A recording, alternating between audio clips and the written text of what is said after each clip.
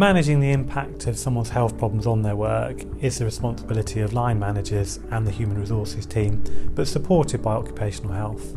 So in a situation where there's short-term or long-term sickness absence, a concern about an employee's performance or perhaps their behaviour, there are all circumstances where occupational health can give advice to support them in managing those issues.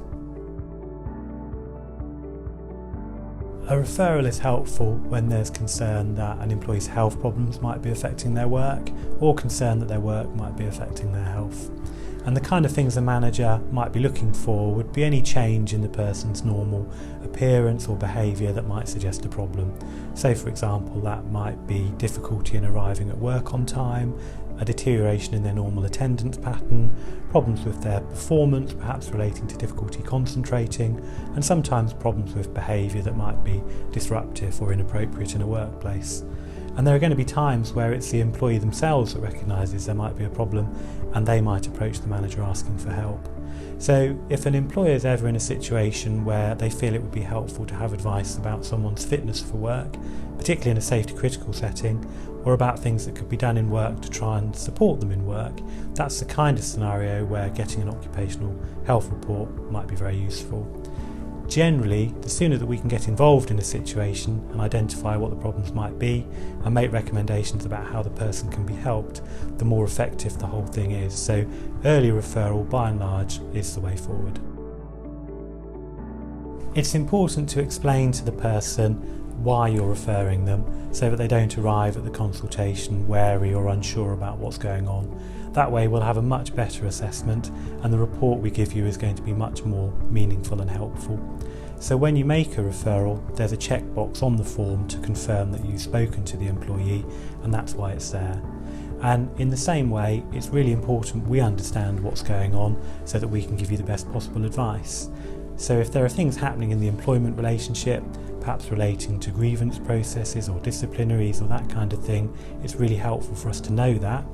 And also, if you've already spoken to the person about adjustments that they might want you to make in work, and you've identified adjustments that they might like but which you can't actually make, again, it's really useful for us to know that beforehand.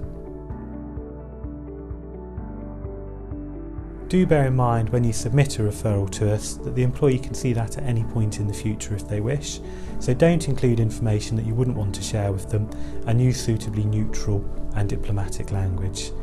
Generally, it's better to ask just a few key questions, for example, whether there is a medical problem underlying the concerns that you've identified, what kind of things could be done to try and help the person, and what's likely to happen in the future. Sometimes it's helpful to ask more specific questions than that, but often if you ask too many questions, things can become quite confusing. Often, a line manager may really not know where to begin when thinking about making a referral to us, and if you're in a situation like that, just contact us. We'll happily talk to you and walk you through the process. The report will include clear, jargon-free advice about the questions that you've asked us in the referral, and obviously if during our assessment we've identified things that it might be helpful for you to be aware of or the employee to be aware of, we'd volunteer those too. Generally, the structure of the report will begin with an account of the problems that the person is facing, and in a practical sense in a way that's relevant to work rather than in inappropriate medical detail. And we'll go on to talk about the things that they might be able to do to help themselves, the things that their healthcare professionals might be able to do to help them, and the things that you could do as an employer to try and accommodate them in the workplace. And in that context, we'll also comment on whether we think they're likely to be a disabled person for the purposes of Equality Act. Finally, we'll go on to say what we think is likely to happen in the future, as best we can, what next steps are appropriate, and if we think the review is going to be helpful, we'll suggest why and at what stage we should do that.